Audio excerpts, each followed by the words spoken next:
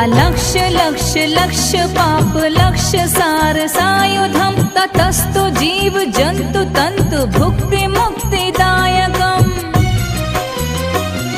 विरंचि विष्णु शंकर स्वकीय धाम वर्मदे त्वदीय पाद पंकजं नमामि देवी नर्मदे